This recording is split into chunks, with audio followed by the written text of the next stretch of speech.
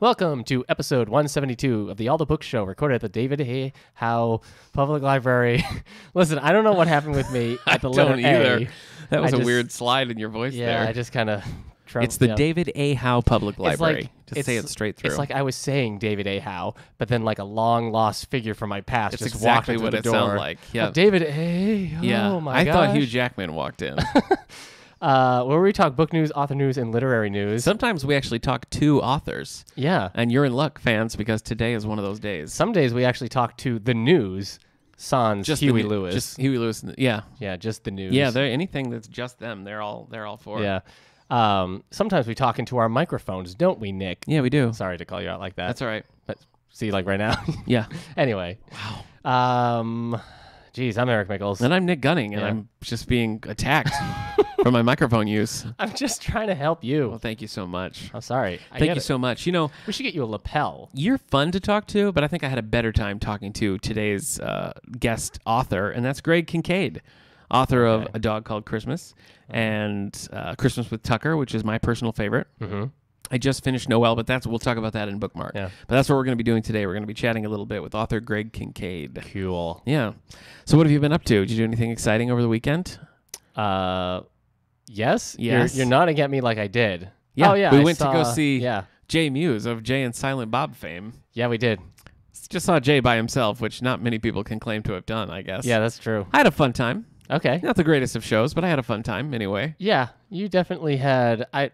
You laughed more than I did. Could be. Oh man. Could be. I'm more open, to the world. To the world, yeah. Than you are. You're worldly. So that could be. This was definitely one of the rougher shows I had been to. Yeah. Both with the opening acts and then the main show. But anyway, yeah. Good night, though. I had a great apple pie, so I can't really complain. Oh, sure. I did a lot of reading this past week. Okay. So you're going to talk about, that's something we did. Yeah. That was fun on the weekend. Did you do something separate? Oh, my gosh. I can't believe I buried the lead on this one. Folks, ladies and gentlemen, get real close to your radios right now. Let me tell you.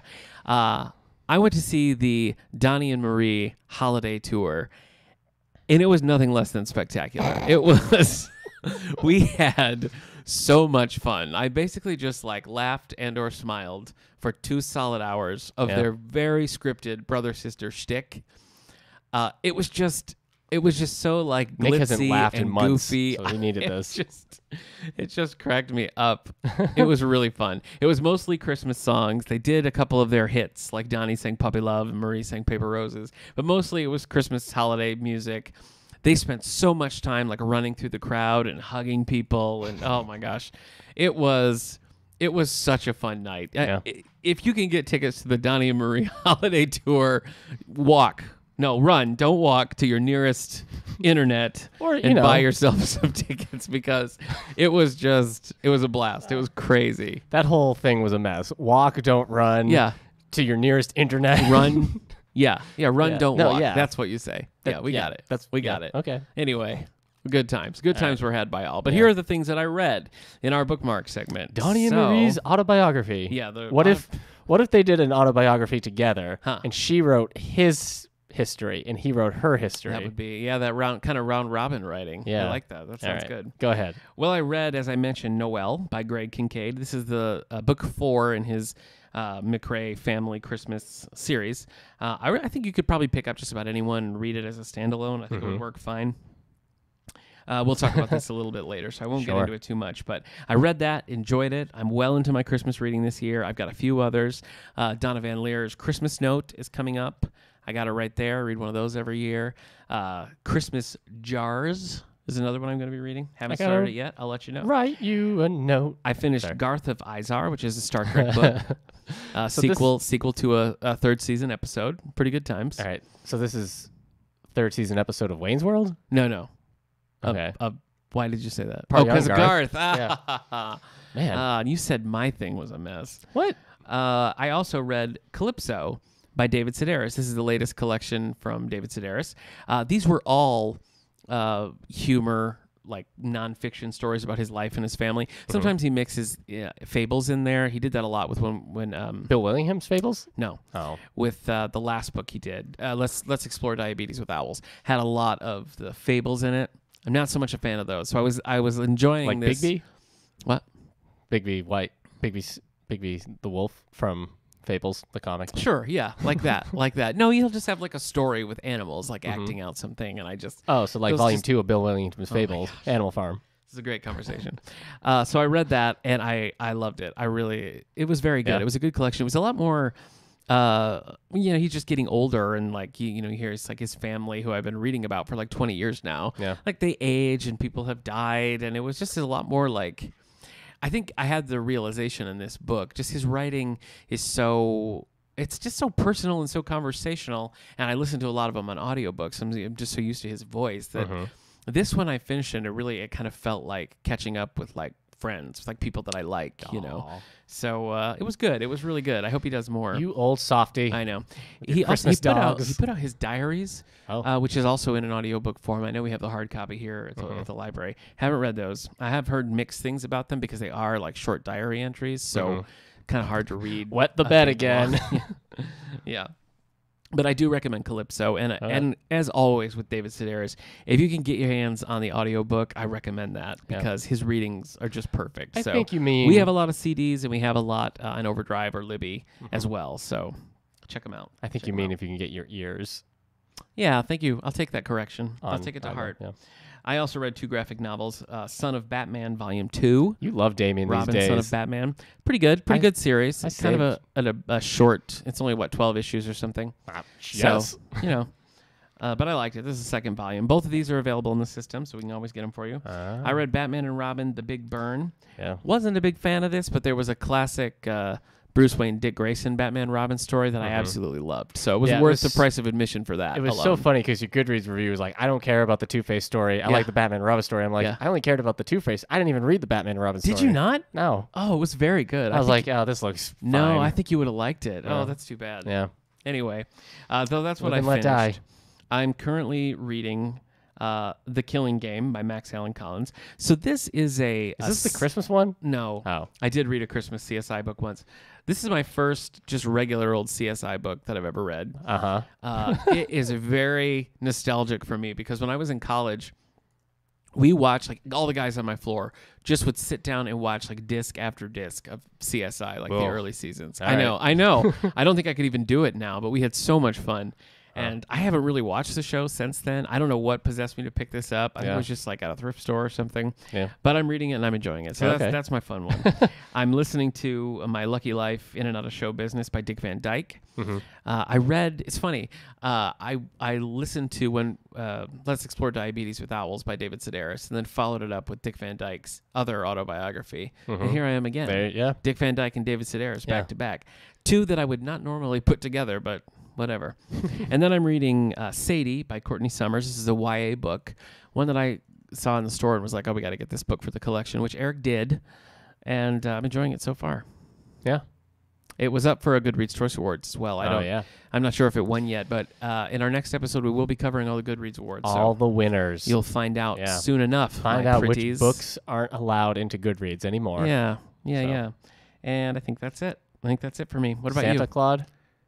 Santa Can't Claus. talk about that yet. No, I finished Santa Claus, but we were gonna save that for our little holiday themed book club that we're doing later in the month. Okay. That's it for me. What about you? What have you been reading? I finished a graphic novel called Nova. Based on the character Nova. There's a superhero in the Marvel universe called Nova. Nova and the Nova Corps are basically the Green Lanterns of Marvel.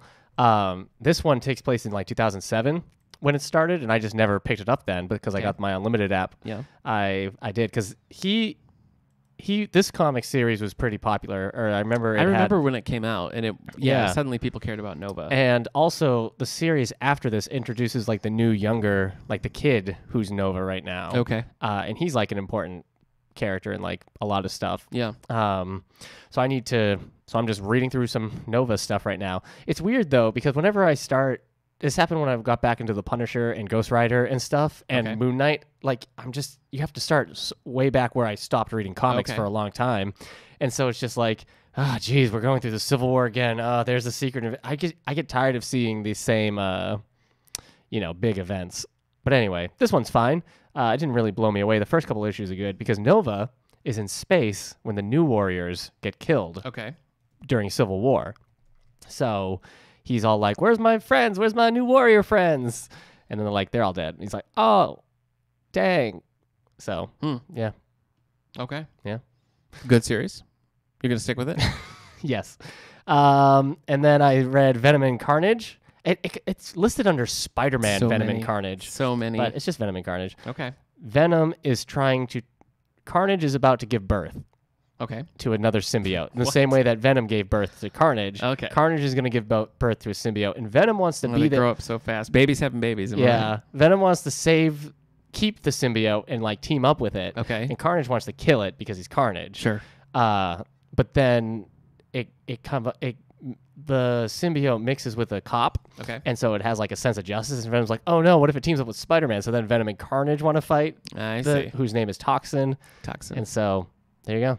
Wow, I can't wait to watch that at the movies. The art was interesting, but the story was long. Okay. It was 4 issues, and it felt 2 issues too long. So I read Batman Volume 7, The Wedding by Tom King. Okay. That's been a long going. I mean, it's been leading up to that for a long time. Yeah. And? It is anticlimactic. The wedding issue itself is nothing. It's a nothing issue. Nothing happens.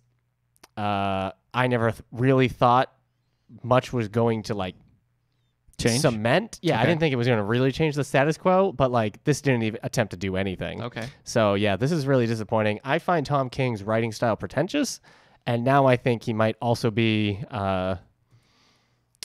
what's the other word? I don't know. He's reaching. I don't know. Like overreaching? Yeah, overreaching. His writing style is pretentious, but now maybe the stories he's trying to tell are just too big for him. Oh. You know, and the pretentiousness isn't going to get him through it anymore. Right. He can't just keep referring to Batman as Bat and Catwoman as Cat. Because sooner or later we're just going to be like, yeah, but are you sure? This is stupid. I bet he can. So I was disappointed. Everybody's saying like it's not about this, it's about the next 50 issues. It took 50 issues to get to here. So now this is going to inform the next 50. Did they learn nothing from Ultimate Spider-Man? Or I mean from Amazing Spider-Man? What do you mean? Just it's too much setup. Just like get to what you're doing, you know? Oh, Amazing Spider-Man 2. Yeah. Okay. The whole thing. It's like, don't write things that are just meant to lead into other things. Mm-hmm. You disagree? No, you're right. I mean, okay. No, you're right. It's just everything leading up to it is like, oh, okay. None of this writing is actually like amazing. Right. But it all seems to have like an idea and a purpose. And then you get here and like, oh, I don't know if the purpose is there anymore either. Okay. So I thought like the concepts were going to carry his bad writing. I see. So anyway, I'm also reading more of The Witcher. I'm still in the Tower of Swallows. Mm-hmm. It's very much more of a Ciri story these days. Less of like Geralt the Witcher. He's not really like, he was in the prologue and we've just been following his adopted daughter Ciri through this rest of the book and how she got to where she is at the beginning of the book. And I'm just like, this is cool. Is she the Witcher now? Which would be fine. I just need to know. Right. Because Geralt is right on the cover. So it's strange. It just, the writer just seems to have kind of a weird focus. Okay. Just loses it all the time. Anyway. And Are you excited about this series at all? What? The Witcher series? Yeah, I mean, I'm on the 4th novel. Yeah. Having read the first 2. Well, it doesn't necessarily mean you're excited about a TV adaptation. Oh, the Netflix show. Yeah. I guess. Yeah. The Netflix show is supposed to take place during these books. Or like before the books. I see. So that will be interesting. I'm excited to play the games. And I am excited for the show if it's good. But, you know, it's going to be on Netflix. So who knows? Yeah. It might be good or it might be season 2 of Stranger Things. Who knows? Which I haven't seen yet. All right, it might be season 1 of Defenders. Even though we have it in the collection, I picked it up and was like, I don't know. Right. I didn't. All right, what else did I read? Oh, no, not what else I need to read. I need to start, like, today. Christmas Cake Murder by Joanne Fluke. Yes. So, yes, sir. Yeah, that's it. Are you excited about that? I guess. It looks quick. We'll see. Yeah, I've never read one of those, so I'll be interested to hear what you think. Myself, and Bo, the Nutcracker himself, Bo Hutchings. We'll talk about. You've read Santa Claus. Yeah, I'm going to read this one, and we don't know yet what Bo's reading. No, I sent him some options, but he's taking it very seriously. Okay. So. All right, that's it for me. Okay. All right. Well, let's move into some book news. Okay. Got anything exciting? Me? Yeah. Hot takes, quick. Hurry. Rapid fire. Headlines. Nothing. This just in. Books support Marxism. Yeah, I don't know if that's true. Weird I choice. panicked. That was a weird. It's my fault for putting you on the spot, but your fault for saying something weird. Our copy of The Milkman finally came in today. The winner of the Man Booker Prize. So we'll see how that's. I'm interested to read it. We'll see how that goes. Right. I've got some advance notices for you. Coming out in large print. This is one of the reasons that I was distracted about 10 minutes ago. Because, I meant the Marx Brothers. Because there's a new book that's coming out by V.C. Andrews called The Silhouette Girl. So V.C. Andrews, of course, Flowers in the Attic and other things like that. The only thing is V.C. Andrews died in 1986, which is probably not going to be a shock to anybody. Oh, author of Flowers in the Attic? Yes, but it's interesting because there's no mention made to who actually wrote it. It's not like V.C. Andrews is the Silhouette Girl or anything like that. It lists her as the only author. So I was just kind of looking into it a little bit. And an author by the name of Andrew Needleman has been writing as V.C. Andrews for basically 30 years. Why? I don't know. Is this part of the Flowers in the Attic expanded universe? I don't know. I mean, the family hired Andrew Needleman in the 80s, 86. She died in 86. So, a little bit after that to complete the two that she had finished. Garden of Shadows and Fallen Hearts were ones that she had, there were manuscripts available, and he kind of punched them up and finished them. But those came out decades ago, and he just continued to write as V.C. Andrews all this time. So it's strange. Yeah. That's all. It's just strange. Okay. Yeah, I mean, it think? is weird that this is the author that somebody is just writing under. Yeah. It's a weird choice. It is. I just didn't know, I mean, they must be doing something right because it's been happening for 30 years. But I guess I wouldn't think, just seeing that V.C. Andrews' name would be oh, yeah, I got to get it. Yeah. Especially considering that she's been gone for most of our lives. Yeah. Anyway. 30 years? She died in 1986. Yeah, that's crazy. 32 years, yeah. Anyway, this is The Silhouette Girls by V.C. Andrews. Yes. From New York Times best-selling author and literary phenomenon V.C. Andrews. V.C. Andrews comes a gripping and suspenseful psychological thriller about a stalker hell-bent on destroying a young woman's life. Oh, no.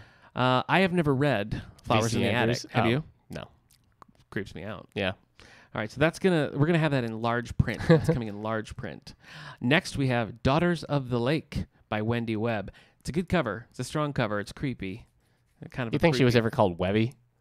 Probably. From DuckTales? Hope so. All right, here we go. At the end of her marriage, Kate Granger has retreated to her parents' home on Lake Superior to pull herself together, only to discover the body of a murdered woman washed into the shallows. Good. Tucked into the folds of the woman's curiously vintage gown is an infant, as cold and at peace as its mother. No one can identify the woman except for Kate. She's seen her before, in her dreams. 100 years ago, a love story ended in tragedy. Its mysteries left unsolved. It's time for the lake to give up its secrets. As each mystery unravels, it pulls Kate deeper into the eddy of haunting folktale that has been handed down in whispers over generations. Now it's Kate's turn to listen. As the drowned woman reaches out from the grave, Kate reaches back. They must come together, if only in dreams, to right the sinister wrongs of the past.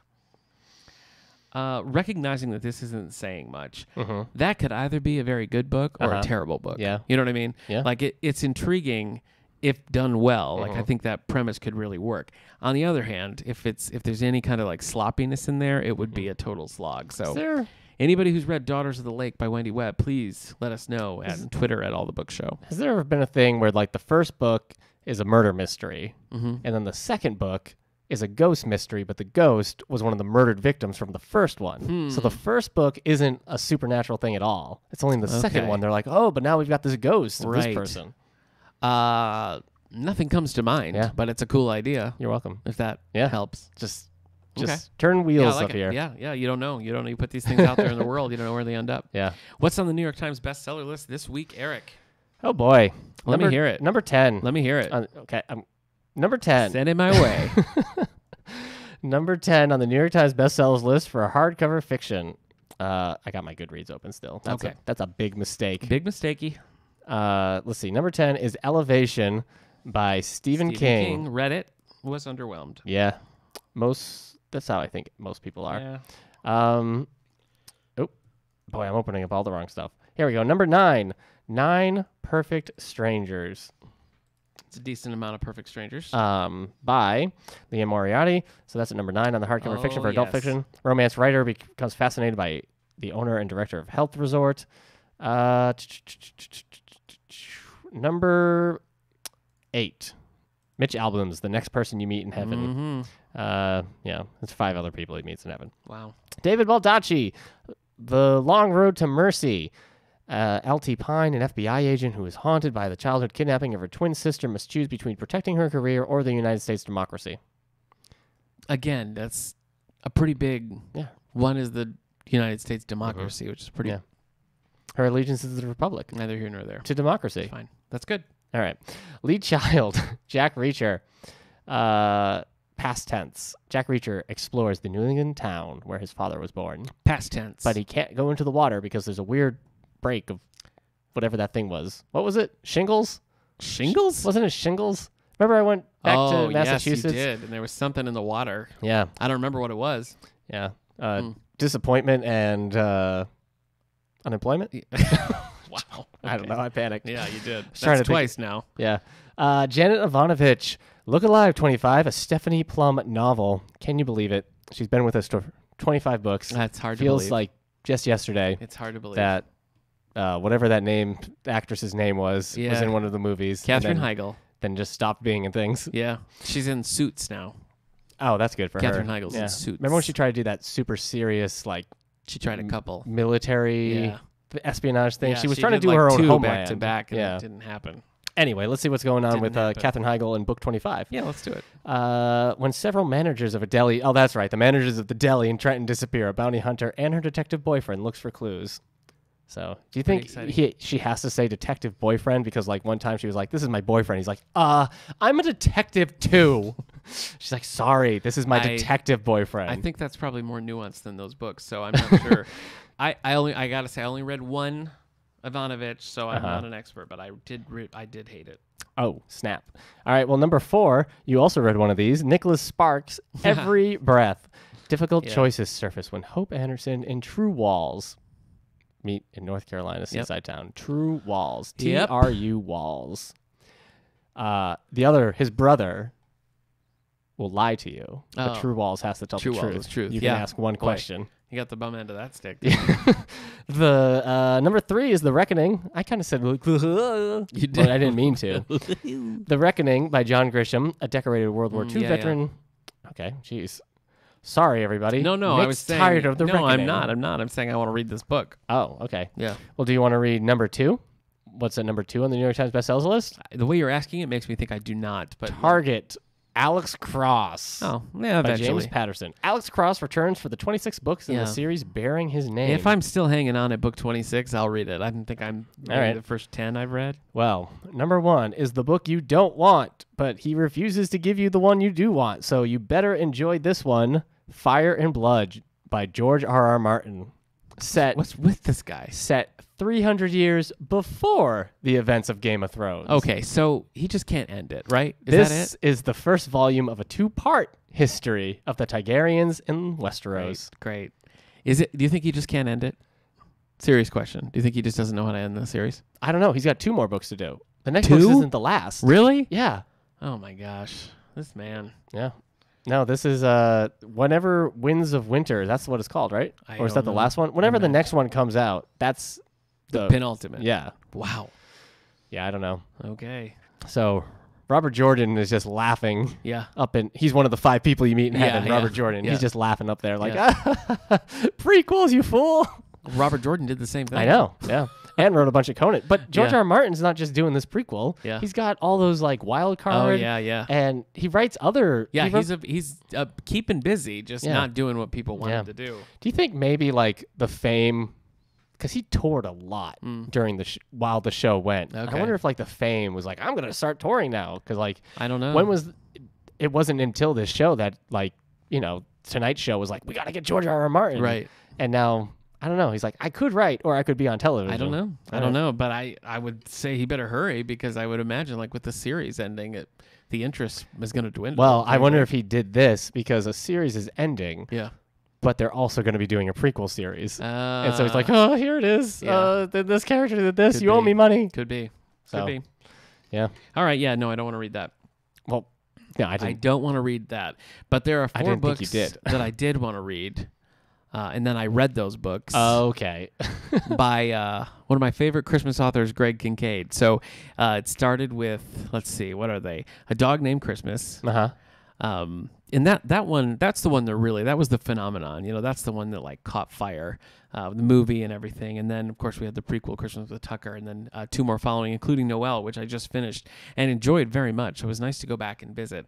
So Eric and I were talking about different Christmas books and that sort of thing, and reached out to Greg Kincaid, and he was happy enough to sit down and chat with us for a little bit. And here it is.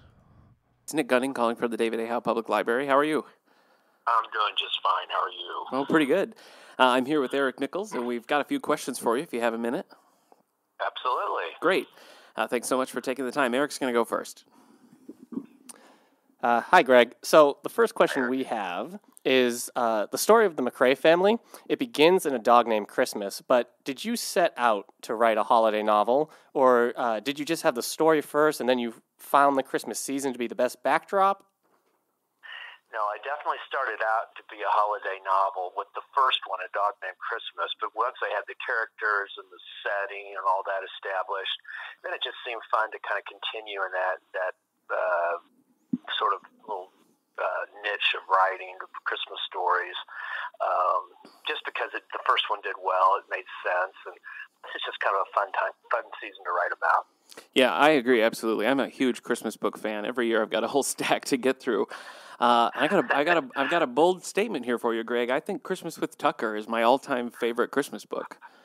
Well, I'm so glad to hear you say that. And you know what's fun and is how many Christmas books are there out there that aren't kind of, and I don't mean to be critical, but they're not romances. Yeah, I agree. I mean, whenever we do a Christmas display of books here, it is about 90% Christmas romance with a little Christmas mystery thrown in. So I do think your books are unique in that way. Sticking with Christmas with Tucker for a minute, I'm just curious, since that one is set so much earlier than your other books, which, the 1960s here, I'm sure with your background as an attorney, you're used to a lot of research, but I'm just wondering what the preparation was like when you sat down to write that book, given its different time. Well, it really wasn't all that difficult for me because I'm a little bit younger than these characters, so this would probably be a little bit more like my parents' generation, or maybe kind of in between my generation and them. So I've heard all the stories. I'd heard about what it was like because my parent or my mom's family was a Kansas farm family. So I'd heard what it was like to try to milk cows in the winter and how difficult that is. And I'd seen some of this equipment as a boy myself. So it didn't, and I had a really easy time with the research because it was pick up the phone and say, "Hey, Mom, what was it like when this happened and that happened?" So the research part of it wasn't really that difficult. Oh, okay. All right. Well, great. All right. So the next question I have, both Christmas with Tucker and A Dog Named Christmas, they were adapted into movies. And how does it feel to see your characters come to life on screen? And what was the process like for you? Yeah, it was. I remember the very first day I showed up at the place where they were shooting the Dog Named Christmas movie, and I was listening to the actors say the lines that I'd written, and I remember thinking to myself, "Boy, I got to be careful about what I write. People may actually say this." So, but it's fun, and it's. I think when I was growing up, I'm not having any facts to base this up. It's just my sense is that every sort of fictional experience was probably 2/3 books and maybe 1/3 movie, let's say. Well, now it's probably at least the other way. I mean, most people experience a story these days probably in a movie or on a TV, and the percentage of stories we experience through written words is probably less.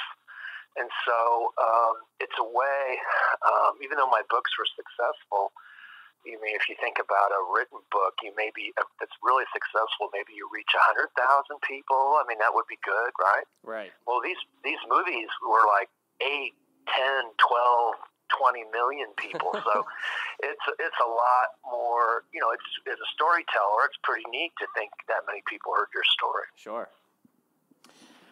Sticking with the books here for a minute, in A Christmas Home, we kind of fast forward a little bit and we see Todd as an adult. And one thing I really like about how you handle Todd's character, I appreciate the way you portray this character with some disabilities as just a strong, capable individual who, is giving back, and he's just living a full, healthy life. And that shouldn't be such an uncommon thing to see in books, but I think it is. And I just wonder if that element of it was of particular importance for you to get out there. It was. There's people in my life that have disabilities, and we always kind of, in my family, marvel that it's like that old expression, for every door somebody shuts, they leave a window open, kind of thing. Mm-hmm. And a lot of people that have disabilities, they may be restricted in one area of their life, but what we find is they're absolutely marvelous in other areas of their life, and that was really, I think, the underlying impetus for that character, Todd, is he's the hero of the story, right, with disabilities aside. Yeah, well, I think that's great. And I think just overall, as we were talking about Christmas romances and all that, I mean, with Christmas books, you expect a little bit of sort of schmaltz in there, and you kind of look for that. And I feel like you always toe a pretty good line of, yes, it's sentimental and it feels very festive, but it doesn't get real mushy. It doesn't get, so sugary sweet that it's hard to take. So that's one of the reasons why, I'm a fan. Well, thank you. I agree. I hope that was certainly my hope when writing those. Mm-hmm. Yeah, it is. It's kind of a niche, I think, in Christmas fiction to find that. So I appreciate it. In the latest entry, Noel, I think you kind of expand the cast of characters a little bit, and it sort of feels like things are, it could be an end for the McCraes. And I just wonder, with your 4 books in the Christmas series, you've got your standalone Tantric Coconuts already out there. I just wonder, what we have to look forward to. Are you done with the McCraes? Are you going to be, expanding that world a little more, maybe focusing on other characters, or what do you have coming down the pike? Well, it's an interesting question because I ask myself the same question most days now. I haven't had the desire to write another McCrae Christmas family story, mm-hmm. and that is probably, and I'm not sure if it's a chicken and the egg thing, if it's because the readership of these stories has gone down, and even though I feel like the stories have got more interesting, maybe even more compelling, the number of people that are reading them is falling off. So commercially, it's going. Although the publisher hasn't said this to me, I just have to think they're looking at the sales numbers and going, "Wow, these aren't. They're not selling as well as they did." So part of that is in my mind.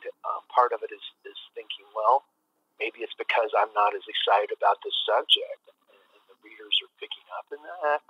I don't really know what's going on, but I would say right now, unless I just had a really compelling story idea, Greg Kincaid, the writer, isn't that interested in doing more, and I'm not sure Random House, the publisher, would be that interested in doing anymore, which is kind of sad to me because I really have enjoyed doing it. But that is not an uncommon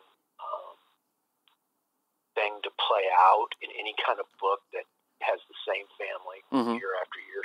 I mean, whether it's the Waltons or the whoever, mm-hmm. At some point people say, I think I've heard everything I need to hear from these folks. And it may be there. I don't know for sure. But I kind of suspect that I have a very loyal cadre of readers that really loves these stories, mm-hmm.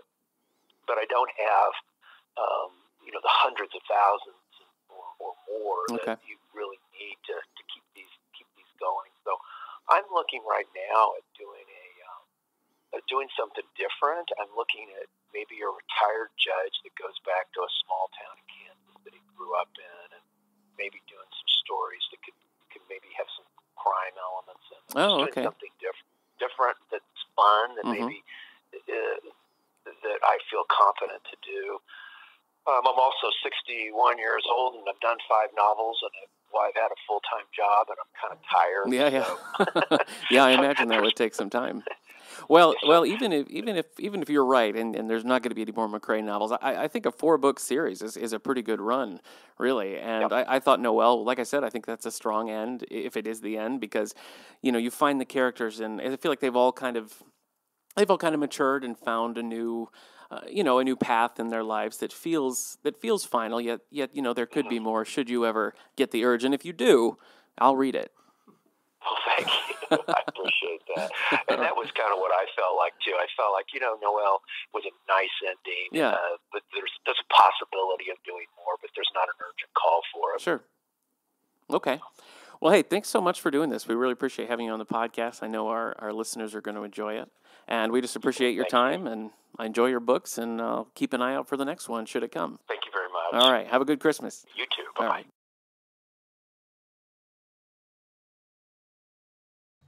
Okay, we're back. And we're back. We're just back.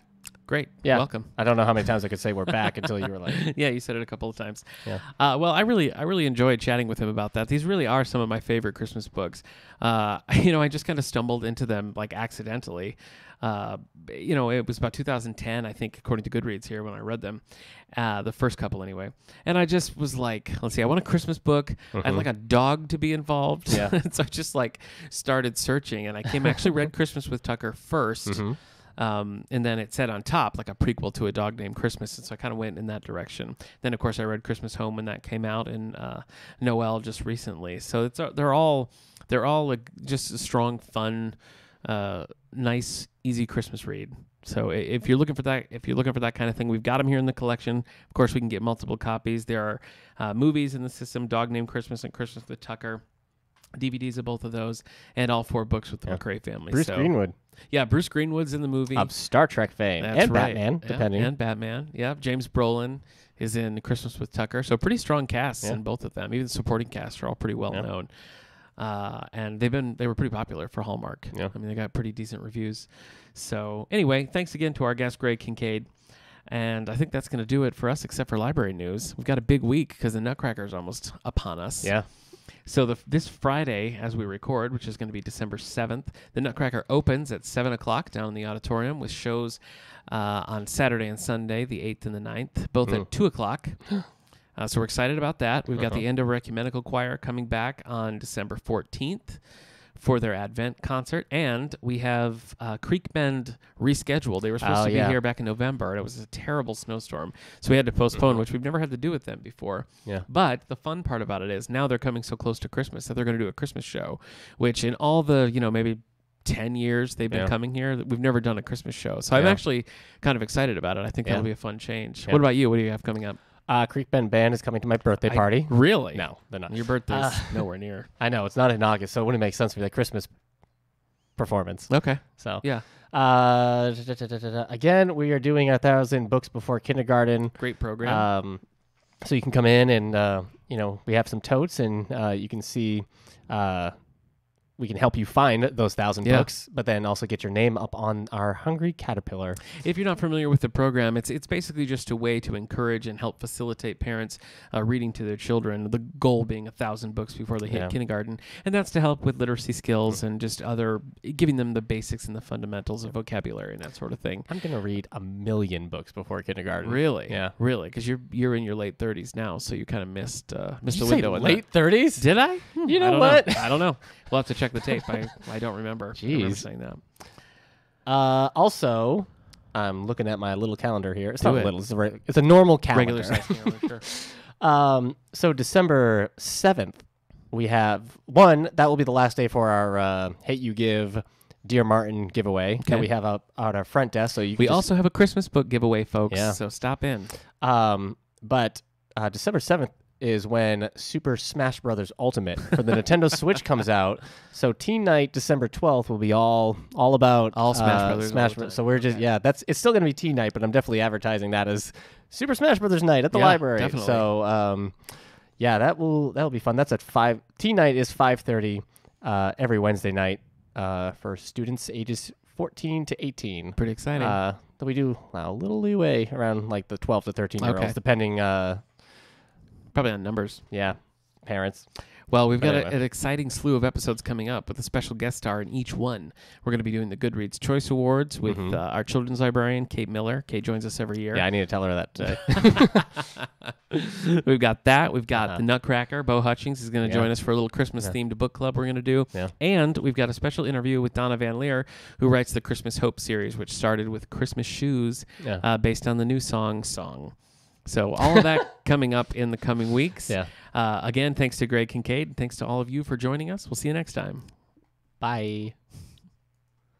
And bye to everybody up there in Twitchville. Up there in Twitch heaven. Okay. Well, it's in the cloud, right? Wow. Yeah, I guess so. I guess it's in the cloud. So Twitch, YouTube, not the Angelica listeners because they're probably just listening to it on the radio. yeah, and they didn't hear this now. They didn't hear it because we've already Didn't hear it. stopped recording the podcast. So Yep. yeah, that's it. Okay. Are you gonna besides the Joanna Fluke book? Are you gonna do any other Christmas reading? No, Probably not. Not a fan. Okay. sorry. No. Hey, one is enough. Yeah, 12 is enough. No, wait, 8. 8 is 8 enough. is enough. 12 is more than enough. Yeah, Really. you got extra. Yeah. You can be a little bit careless. Yep. With the first 8 Yeah. at that Careless point. love. So all right, careless love. Yeah. All right, bye everybody. Bye.